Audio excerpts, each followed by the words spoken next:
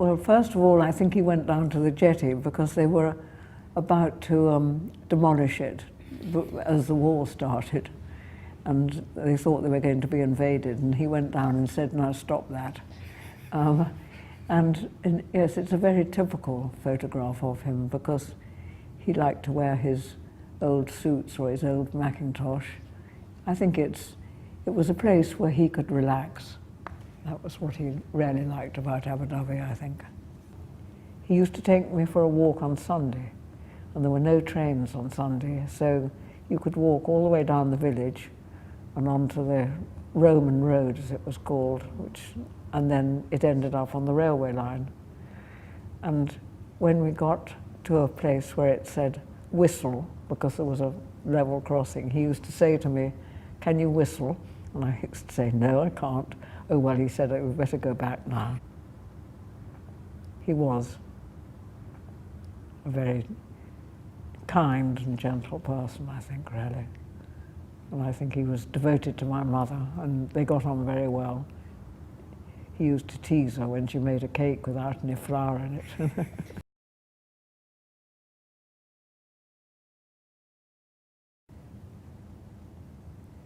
She was really a very brave woman. I mean, I can't get over the fact that she brought her children back to her parents in Wales and then went back again to Australia without knowing whether Robert was alive or dead. And I think all of them had TB, and that's why they went there, to go to a hot climate, because there was no cure. And definitely the descriptions of Robert hemorrhaging is really frightening, and that is how he died. This letter was written by Mary Atkin to her sons in Pantlido in 1872. My darling Dick and Walter, Grandma will tell you how dear Papa has been very ill. He was so weak that he couldn't walk about or fish and had to sit in a chair all day and cough and be in pain. So God took him away to heaven because he was fond of him, and now he's quite happy and isn't ill anymore. Only we shan't see him again until we die, and then if we are very good, God will take us too. Papa sent his love to you both and to baby and a kiss, and he said he hoped you would all be very fond of each other and to be obedient to Grandpapa and Grandmama and always speak the truth. I'm coming back to you very soon, and I want to see my little boys very much. I'm so glad to hear that you are well and good. Everyone was so fond of Papa because he was kind to everyone, and they will be fond of you too. Perhaps someday, when you are big men, we will come out to Brisbane, and you shall finish the work that Papa only had time to begin. Kiss baby for me, and believe me, my darlings, ever your affectionate mother. We left London, I presume, with bundles of luggage for 4 children under the age of 6 and all the grown-ups. And not my father. My father had already left for wherever. And we arrived at Aberdovey and were taken. It's a short walk to Crikey-Don from the station, so I imagine we walked. And I remember the clothes I was wearing, which was a dark blue woolen coat, tweed, with leggings, of course, and arriving at the front door, it seemed to be, like all children think, it seemed to be enormous, but of course it wasn't in. And I don't remember why we were allocated which rooms, but I had a small bedroom over the porch, which I quite liked. And the house was divided, really, for the sake of the adults, by 2 staircases, the back stairs for the servants and children, and the front stairs, obviously, for the adults. And the green baize door, which was to keep the kitchen and the staff away from the front of the house, which was for drawing room studies. The drawing room actually was on the first floor, which was quite unusual. So downstairs was my grandfather's study in the front, and then next to it was the dining room, and then the kitchen places. This is a picture of, I think, possibly taken in 39 or even 38, which is me and my two sisters and Betty's dog, Duich. Duich is a Scottish dog. And that's my sister Elizabeth, my sister Mary and me.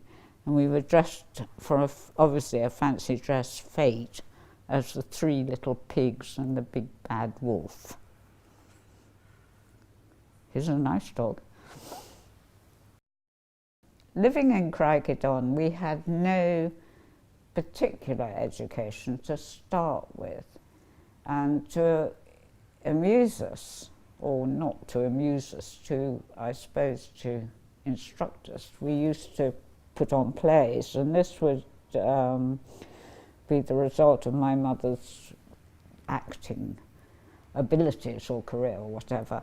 And one of the ones that sticks very firmly in my mind was our acting of Alice in Wonderland. And I don't know if it was a family trait, but we all knew Alice in Wonderland back to front. We knew the words, we knew the songs, the rhymes, etc. And we wore dressing up clothes, which were all old clothes that were lying around. And it was good. I don't remember an audience, so I dare say my grandfather would have been forced to watch. In Craigiedon, if he was down there, he had a study which was strictly for him. Just in, you went through the front door and immediately on your left was the door to his study, and it was a big room overlooking the front garden. And it was lined with books. It had well upholstered, I suppose, brown leather chairs and sofas, and a big desk. And he would receive people who wanted his advice. Locals would come to see him to ask various